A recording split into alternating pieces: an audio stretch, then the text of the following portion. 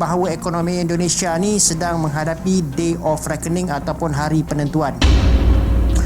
Pengumuman yang agak drastik lah, yang agak menggemparkan lah, iaitu langkah interim untuk freeze atau bekukan beberapa perubahan yang berkaitan dengan saham Indonesia.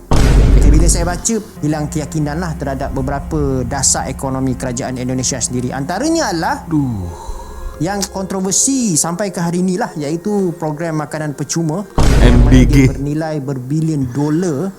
Yang mana ini juga merupakan satu projek utama di bawah Presiden Prabowo Subianto. ICW dakwa program makanan percuma Indonesia dibelenggu rasuah.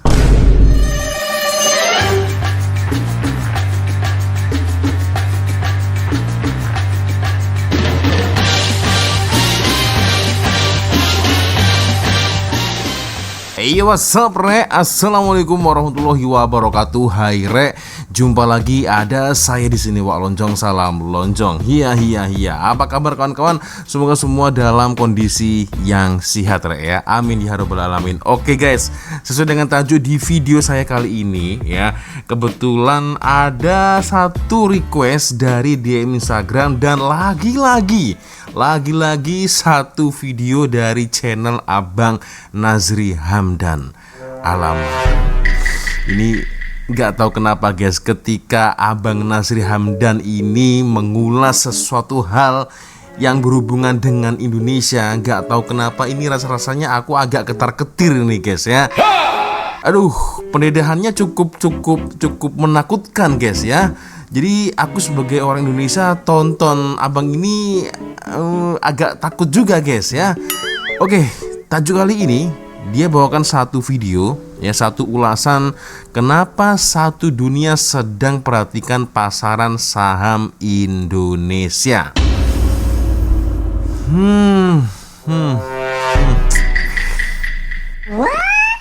Agak takut juga, guys, aku dengarkan ini, ya.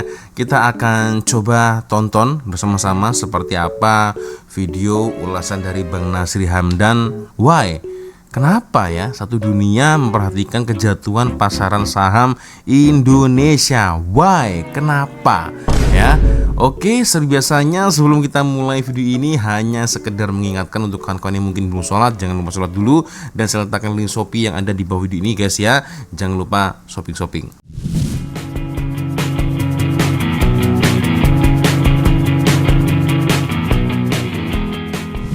Oke, bismillahirrahmanirrahim. Agak sedikit deg-degan dengan ketar-ketir, guys.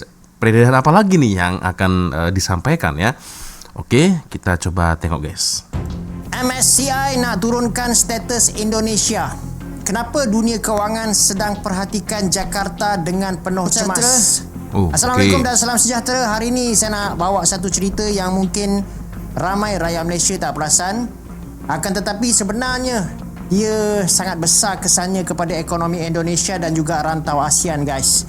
Korang bayangkan, satu negara yang ada ekonomi hampir 7 trilion ringgit, penduduknya lebih 280 juta orang, pasaran saham terbesar dekat Asia Tenggara, dan juga dia menjadi satu destinasi pelaburan utama dunia.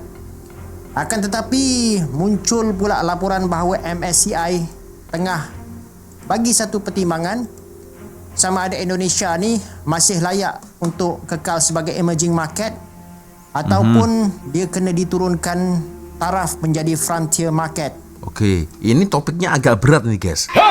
Karena kita membicarakan tentang pasaran saham, ya. Topiknya agak berat, serius.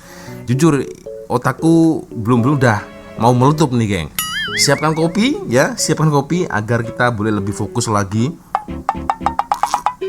Alhamdulillah tentang peredahan atau ulasan dari Bang Nazri Hamdan, guys. Serius. Kalau korang bukan orang kewangan ataupun bukan daripada background kewangan, mungkin akan tertanya-tanya sikit. Apakah yang dimaksudkan dengan emerging market ni? Kenapa satu keputusan daripada MSCI ini boleh menyebabkan berbilion dolar keluar daripada negara Indonesia? Dan kenapa Wall Street Journal sampai diorang tulis bahawa ekonomi Indonesia ni sedang menghadapi day of reckoning ataupun hari penentuan? di over-reckoning. Status terbaru saya nak update sikit dengan korang. Setakat yang terbaru saya baca, MSCI nampaknya masih lagi belum berpuas hati dengan pasaran saham Indonesia. Dalam semakan indeks yang terbaru, MSCI dia putuskan untuk kekalkan pembekuan ataupun freeze ke atas semua saham Indonesia. Jadi maksudnya dekat sini adalah tak ada saham baru daripada Indonesia akan dimasukkan ke dalam indeks MSCI. Tak ada saham akan dinaikkan ke kategori yang lebih tinggi. Dan juga kenaikan foreign inclusion factor ataupun FIF dan number of shares NOS juga akan terus dibekukan. Dan keputusan ini menunjukkan pelabur yang gunakan indeks MSCI ini masih kena tunggulah sampai semakan dibuat seterusnya. Sebelum apa-apa keputusan boleh dibuat lah. Jadi apa kesan dia, guys? Kesan dia apabila sesebuah negara dia tak dapat menambah ataupun menaik taraf ataupun dinaik taraf dalam indeks MSCI ni, potensi untuk aliran masuk dana asing ni akan jadi lebih slow lah. Betul tak? Sebab banyak dana pelaburan antarabangsa menjadikan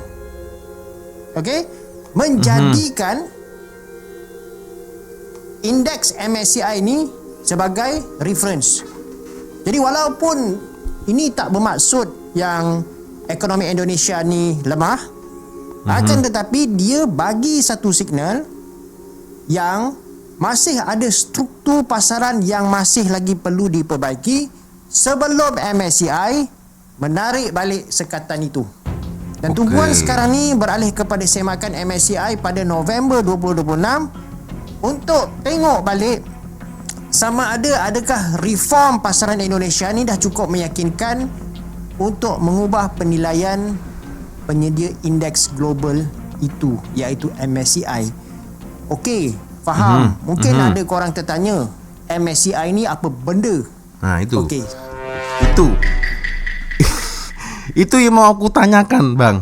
Tapi agak segan dan malu juga ya. Walau ujung ini bodoh betul. Apa tadi MSI? MSCI apa pula itu? Ya. Kejap. Ini topik yang cukup berat ya. Kita ngopi lagi, guys. Alhamdulillah, siapkan kopi guys. Video ini cukup panjang. Kita akan coba dengar pelan-pelan. Ini sorry to say ya. Jujur aku orang tak begitu pandai, guys. Aku bodoh orangnya, guys ya. Jadi harus meresapi berita-berita itu secara slow agar informasi itu tertangkap di otak ya. Oke. Kita coba dengarkan. Jom saya explain dengan korang apa yang dimaksudkan dengan MSCI ini dululah. Okey, pertama sekali kita kena faham lah, apa benda MSCI ni? MSCI ni dia adalah satu company sebenarnya, yang mana apa dia buat adalah dia menyediakan indeks saham yang digunakan oleh pelabur institusi dekat seluruh dunia. Jadi korang bayangkan, bayangkanlah korang ada menguruskan dana pencen yang bernilai 500 bilion ringgit. Jadi mustahil korang nak kaji satu persatu. Puluhan ribu saham dekat seluruh dunia ni impossible. Enggak mungkin. Jadi apa yang korang buat? Korang akan gunakan indeks. Dan salah satu indeks paling berpengaruh dekat dunia adalah MSCI. So banyak dana global ni dia beli saham berdasarkan kategori yang ditetapkan oleh MSCI. Jadi kalau MSCI cakap yang sebuah negara tu ialah emerging market, maksudnya dana yang fokus kepada emerging market akan terus invest dekat negara tu. That's right. Tapi kalaulah MSCI ni cakap ataupun dia kata dia turunkan status negara tu kepada frontier market. Frontier market maksudnya banyak dana akan terpaksa jual lah diorang punya pegangan. Bukan sebab syarikat negara tu tiba-tiba rugi, bukan sebab ekonomi dia tiba-tiba runtuh, akan tetapi sebab peraturan dana itu dia wajibkan diorang hanya melabur dalam kategori tertentu sahaja. Itu sebab keputusan MSCI ni dia sangat-sangat ditakuti. Bisa membuat ketar-ketir intinya bang ya keputusan dari MSCI itu. Oke, kejap ngopi dulu guys, biar otak ini tak meletup ini ya. Selalunya kan kita selalu mengulas pasal-pasal yang ringan-ringan, yang menghibur. Ini agak berat nih guys ya, agak berat topik kita kali ini. Oke, kita lanjut lagi. Oleh kerajaan dan juga pelabur. Okey, lagi satu. Bila korang dengar perkataan saya explain tadi, saya ada cakap emerging market and frontier market. Jadi apa beza emerging market and frontier market? Okey, saya explain Okey, saya cuba gunakan bahasa yang senang lah. Okey, harusnya begitu bang, bahasa yang senang. Macam mana Okey, emerging market ni dia adalah kita anggap sebagai liga utama negara-negara membangun. Okey. Main league negara-negara developing nation. Dan dekat sini kita akan jumpa negara-negara contohnya macam Indonesia, apa lagi? India, China, Brazil, Mexico dan juga China. China. Manakala frontier market pula dia lebih kecil, dia lebih small in size. Dan dia dianggap lebih risky. Dia macam bola sepak lah. Emerging market ni dia macam liga perdana. Frontier market ni dia macam liga division yang lebih rendah daripada itu. Korang faham kan maksud saya kan? Kalau yang itu faham guys. Berarti kesimpulannya divisi utama itu kan banyak sponsor nih, ya kan? Divisi utama Liga 1. Kalau yang paling bawah ya, liga paling terbawah, divisi yang paling amatir ya ada sponsor tapi sedikit. Nah, mungkin seperti itu. Oke, kita lanjut lagi. Jadi dia masih ada pelabur, tetapi jumlah dia sedikit. Kecil lah. Kecil. Jadi bila sesebuah negara tu dia jatuh daripada emerging market kepada frontier market, apa yang berlaku adalah jumlah wang pelaburan yang boleh masuk of course akan automatically reduce lah kan. Dan itulah kebimbangan utama dalam pasaran Indonesia sekarang. Okey. Jadi apa sebenarnya yang terjadi kepada Indonesia ni? Sebentar geng, ngopi dulu geng, biar otak tak meletup geng. Aku agak deg-degan, ketar-ketir juga nih apabila kalau Abang Nasri Hamdan ini yang menganalisa nih ya keadaan Indonesia, pasaran saham Indonesia apalagi guys ya. Oke. Kita lanjut lagi geng. Sampai ada kata MSCI ni dia nak downgrade lah kan, apalah semua. Jadi apa sebenarnya yang telah berlaku dekat sini? Jom saya explain dengan korang. Sebenarnya masalah ni bukan start pada minggu ni. Dia sebenarnya adalah satu masalah yang mana dia dah terkumpul sejak beberapa bulan lepas lah. Kalau tak salah saya lah, korang cek balik lah, if I'm not mistaken. Dia bermula pada Januari 2026 macam tu. Awal tahun ni lah, lebih kurang Januari lah, kalau tak salah saya lah. Yang mana MSCI dia telah buat satu pengumuman. Pengumuman yang agak drastik lah, yang agak menggempakan lah, iaitu langkah interim untuk freeze atau bekukan beberapa perubahan yang berkaitan dengan saham Indonesia. Bila saya baca pada masa tu, saya pun agak shocking lah. Benda ni kan, kenapa jadi macam ni? Kenapa benda ni MSCI ni? Saya terkejut lah. Antaranya dia bekukan kenaikan Foreign Inclusion Factor FIF, number of shares NOS, dan juga tak benarkanlah saham-saham dinaik taraf kepada small cap ke standard. Dan langkah ni dia ambil, dikatakan pada masa tu MSCI ni dia ada kebimbangan terhadap transparansi ataupun ketelusan pemilikan saham. Ataupun dalam bahasa orang putihnya kita panggil shareholding transparency lah. Itulah. Dan juga tak tahu apa itu ya, itulah intinya. Aduh, berat topiknya guys ini guys. Pasaran ataupun dalam orang putihnya kita katakan investability. Dekat pasaran Indonesia. Jadi pelabur asing pada masa tu pun dah mulalah diorang risau dan juga diorang mula hilang keyakinan lah terhadap beberapa dasar ekonomi kerajaan Indonesia sendiri. Antaranya adalah yang kontroversi sampai ke hari inilah, iaitu program makanan percuma MBG yang bernilai berbilion dolar, yang mana ini juga merupakan satu projek utama di bawah Presiden Prabowo Subianto. ICW dakwa program makanan percuma Indonesia dibelenggu rasuah. Ya memang betul adanya, guys. Ini kalau kalian mengikuti beritanya ya, para petugas makanan bergizi gratis ya, yang diuruskan seputar makanan, tetapi yang diminta anggaran laptop lah, anggaran motosikal lah, anggaran stokis. Ini kalau di Indonesia kaos kaki, tak pastilah kalau di Malaysia apa istilah kaos kaki itu ya, stokis maybe ya. Lalu ada juga anggaran semir kasut. Apa benda nih guys? Apa hubungannya benda itu semua dengan makanan bergizi gratis? Ini apa? Dari sini dah nampak guys rasuahnya kan. Aduh, jadi betul lah berita ini. Oke, lanjut. And then muncul pula beberapa kebimbangan lain yang berkait dengan disiplin fiskal kerajaan lah. Jadi logically pelabur-pelabur ni pun dia mula bertanya, dia start asking question, adakah Indonesia ni akan terus berbelanja besar? Adakah defisit fiskal akan terus naik? Adakah hutang kerajaan akan bertambah? Dan pada masa yang sama berlaku juga satu kontroversi mengenai perlantikan individu yang ada hubungan keluarga lah. Ini guys, aku tak sangka sampai kalian tahu masalah ini loh. Parlemen Indonesia lantik anak saudara Prabowo sebagai timbalan gubernur Bank Pusat.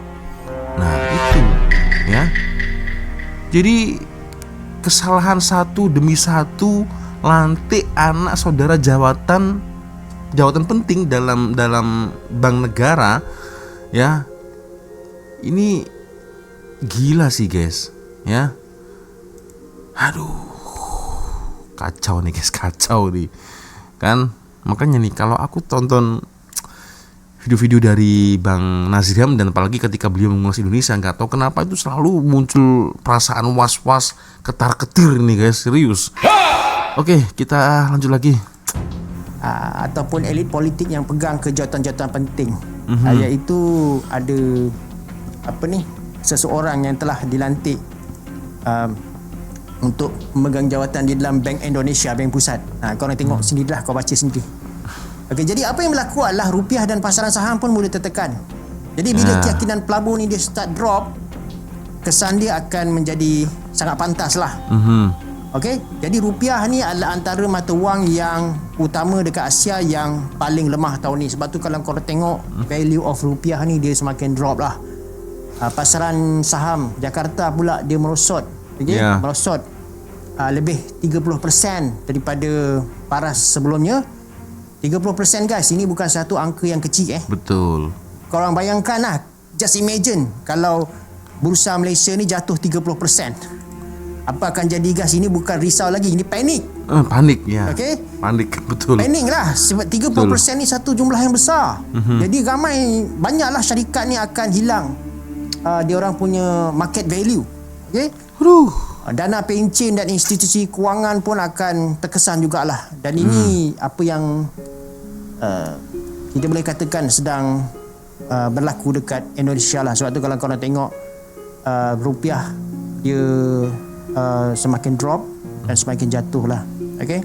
Bersyukur guys ya, apapun kondisi kalian di luar sana, alhamdulillah. Ini setiap hari nih kita yang tinggal di sini tuh, setiap hari pasti ada selalu berita-berita yang muncul. Kalau berita positif pasti ucapnya alhamdulillah. Rata-rata berita-berita yang bukan positif guys, berita-berita yang selalu buat rakyat itu panik, ketar-ketir itu. Oke, next. Okey. kenapa MSCI ni dia mula memerhati dengan detail lah. MSCI sebenarnya dia tak tengok sama ada sesebuah negara tu kaya atau miskin. Dia orang tengoklah beberapa faktor Okay. So apa faktor-faktor yang dia orang tengok? Contohnya macam ketulusan pasaran, investors protection, akses pelabur asing, tadbir urus korporat dan juga kestabilan institusi. Okay. Jadi ini adalah antara isu-isu yang dibangkitkan oleh MSCI lah mengenai transparansi ataupun ketelusan struktur pemilikan syarikat dekat Indonesia. Jadi tak apa, kalau korang tak faham, saya explain dalam bahasa mudah. Okay. Jadi apa maksudnya dekat sini? Pelabur dia nak tahu. Okay, pelabur ni dia nak tahu siapa sebenarnya yang pegang saham sesuatu syarikat tu. Okay. Dia nak tahu siapa. Dia orang nak maklumat yang senang, yang senang dapat dan juga jelas lah. Okay. Betul. Kalau ketelusan ini berkurangan, dia orang tak tahu siapa yang memiliki saham syarikat tu, jadi transparansi tak ada, ketelusan tak ada, jadi pelabur pun akan drop lah. Ya. Ada orang cakap tak apa kalau pelabur asing keluar. Okey. Kita ada local investors. Okey. Itu. Pelabur tak ada, local investment. Ngopi dulu guys. Topiknya sangat berat ini ya. Alhamdulillah. Oke. Lanjut. Ini bila saya baca pasal kisah MSCI dekat Indonesia ni, ada hujah yang mengatakan tak apa, pelabur asing keluarlah, kita ada local investor. Nah. Okey, pandangan saya begini Pandangannya gimana bang? Secara teori bunyi dia memang sedap lah. Okey. Tapi secara realitinya dia tak semudah tu. Okay? Bener sih. Kalau kita tengokkan, kira-kira 37% saham dekat Indonesia ni dimiliki oleh siapa? 37% guys dimiliki oleh foreign investor. Foreign investors. So maksudnya lebih 1/3 pasaran saham Indonesia ni bergantung kepada foreign capital. Betul tak? Jadi kalaulah sejumlah besar dana asing ni dia keluar, dia bukan keluar secara berfasa tetapi dia keluar serentak. Mati. Dia macam ramai-ramai orang keluarkan duit dekat bank lah. Cuba korang bayangkan apa akan berlaku. Mati bang, Jadi serius. tekanan kepada pasaran tu akan menjadi sangat besar lah. Sebab tu Indonesia ni sebenarnya walaupun dia orang cakap aja macam gitu kan, kadang-kadang kita tengok dia orang relax, tapi sebenarnya dia orang dalam satu kebimbangan yang sangat besar lah bila bercakap pasal isu MSCI ni.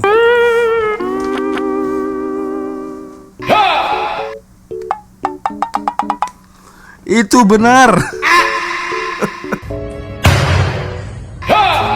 Aduh. Astagfirullahaladzim. Iya guys. Aduh. Oke. Next. Okey. Macam mana pula modal boleh keluar berbilion dolar? Macam mana modal ni, capital ni boleh keluar berbilion dolar? So ramai orang dia sebenarnya tak faham mekanisme ni. Okey.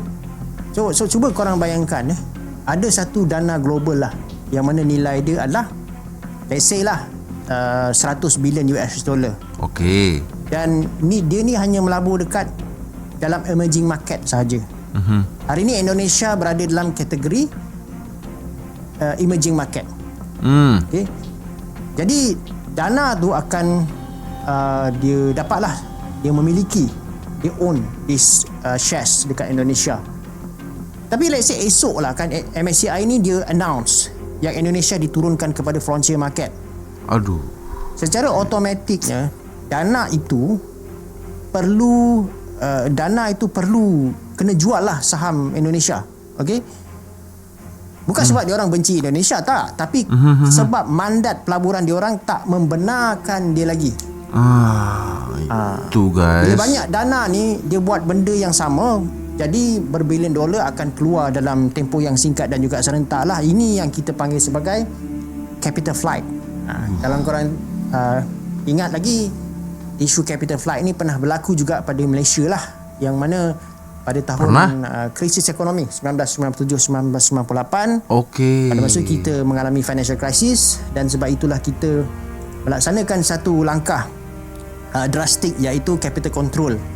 Yang mana ada orang pada hari ni bila ringgit ini dia drop aja, ada setengah pihak tu dia mencadangkan lah supaya capital control dilaksanakan semula.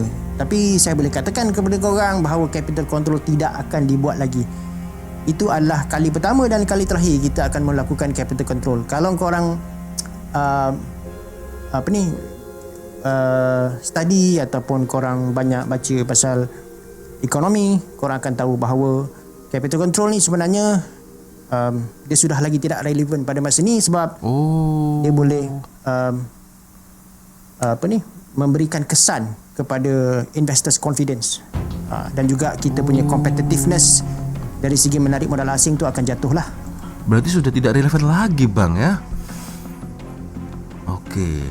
Lalu solusinya apa nih untuk kejatuhan pasar saham ini, ha? Okey. Pihak berkuasa Indonesia pula, kalau kita tengok dia ada bergerak pantas lah untuk handle this kind of situations. Dia orang cuba baiki beberapa aspek ketulusan pasaran ataupun market transparency dan juga akses pelabur. Jadi kemungkinan besar mungkin Indonesia mungkin akan dapat lucky escape lah. Tapi itu tak bermaksud masalah dah settle, sebab ada masalah yang lebih besar guys. Okay? Dan ini adalah satu bahagian yang lebih menarik lah. Masalah besar ni, saya ceritalah masalah besar. Masalah besar ni adalah apalagi? Sebenarnya isu MSCI ni dia hanya satu simptom. Penyakit sebenar dia adalah keyakinan pelabur. Macam saya cakap tadi lah, iaitu capital control yang mana Malaysia pernah buat satu ketika dulu. Sebab tu kita tak buat lagi. Sebab tu kalau korang dengar pandangan pakar ekonomi, especially yang pakar dalam ekonomi monetary ni, diorang tak akan recommend capital control ni, sebab dia akan menghakis, erode investors confidence. Jadi penyakit sebenar, the real issue adalah about investors confidence. MSCI hanya satu simptom saja. Jadi kalau pelabur ni dia yakin pada hala tuju ekonomi itu, hala tuju ekonomi sebuah negara tu, normally dia orang akan bersabarlah. Dia orang tak akan panik. Tapi apabila keyakinan ni dah mula terhakis, dia dah start terhakis, jadi isu ni akan cepat menjadi satu isu besar lah. In fact, jangan kata MSCI lah, benda-benda kecil pun kalau investors confidence dah lost, dia dah tak ada keyakinan lagi, dia akan jadi besar. Jadi pelabur-pelabur ni normal lah, duit dia orang invest, dia orang akan tanya banyak soalan. Dan after that, of course, market ni akan menjadi lebih sensitif terhadap apa jua berita negatif yang muncul lah, walaupun berita-berita tu dia kecil je. Jadi next, apa saya nak cerita lagi? Bang, sudah bang, cukup. Dari menit awal nih sampai di menit keberapa ini? 19 nih. Aduh, satu otak saya pecah, mau meletup. Yang kedua nih semakin ketar-ketir bang, serius. Ya, apalagi kalau kita membicarakan kejatuhan pasaran saham Indonesia guys. Ya, Allah Akbar, ya Allah. Pening guys, pening. Tapi nggak apa-apa bang, nggak apa-apa. Kalau saham jatuh nggak apa-apa, it's okay. Tak payah pening-pening soal saham. Orang di desa nggak main saham. Siapa yang pernah cakap begitu ya? Lupa saya.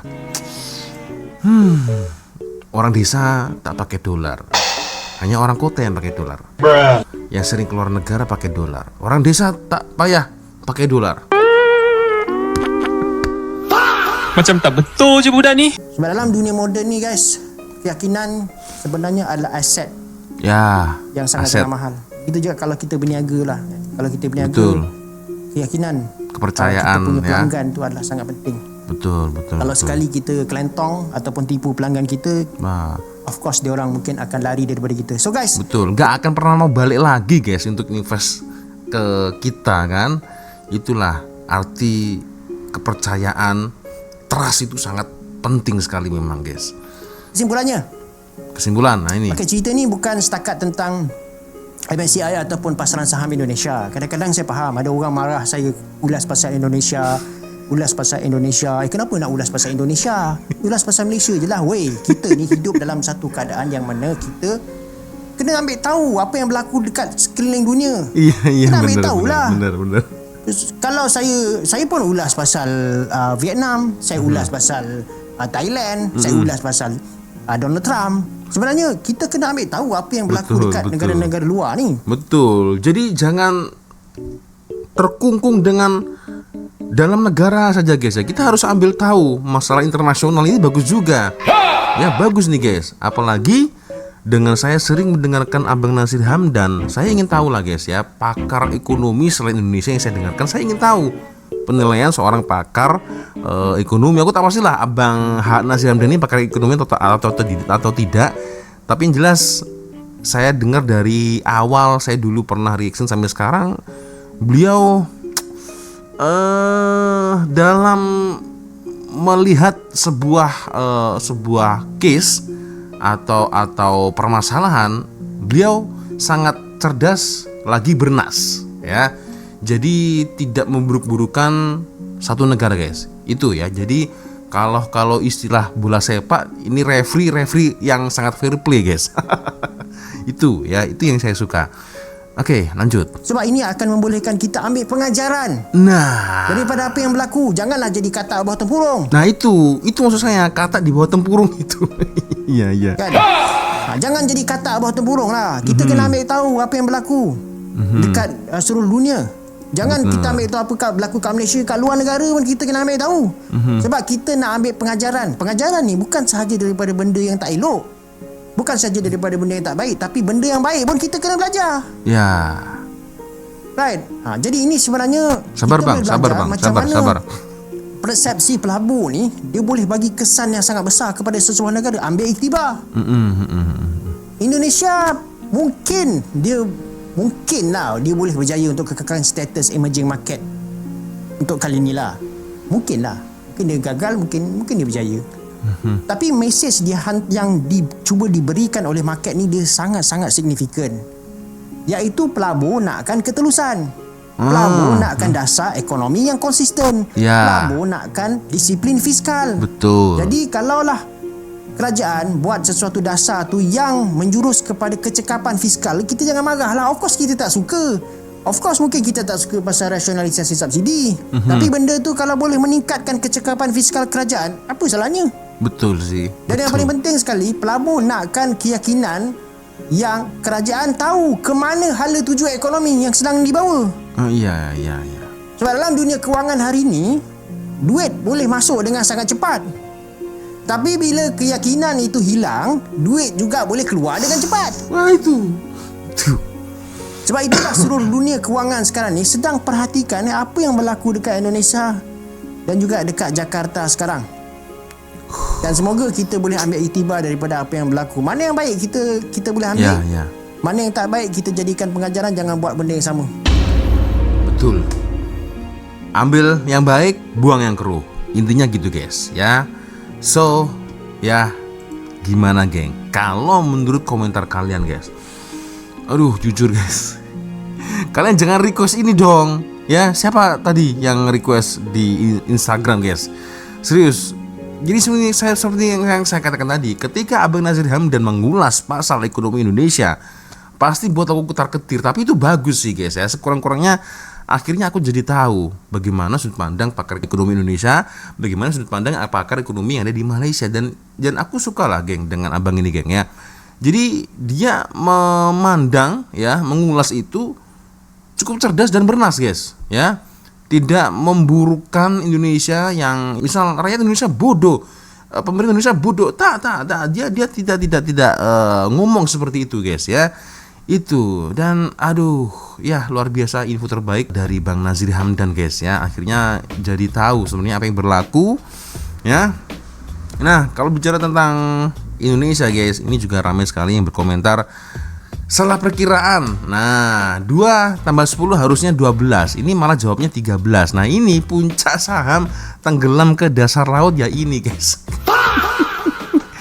Itulah guys, kalau sebuah kekuasaan dan tanggung jawab diberikan kepada orang yang salah, ya tunggu kehancuran ya guys, serius. Oke. So, guys, ya boleh komen sedikit hibur hati saya guys. Semoga tidak truk-truk amat nanti yang berlaku di Indonesia guys ya. Oke, sepertinya sudah untuk video kita kali ini. Thank you guys sudah nonton, dan ya minta maaf apabila mungkin kalau ada kesalahan kata-kata baik dari awal video sampai di akhir video. Jadi biasanya kalau ada video menarik yang mungkin boleh kita sama-sama, silahkan kirimi videonya di Instagram. Dan akhirnya saya Wak Lonjong pamit dulu geng. Wassalamualaikum warahmatullahi wabarakatuh. Semoga Allah melindungi kita semua. Amin ya rabbal alamin. See you. Bye bye.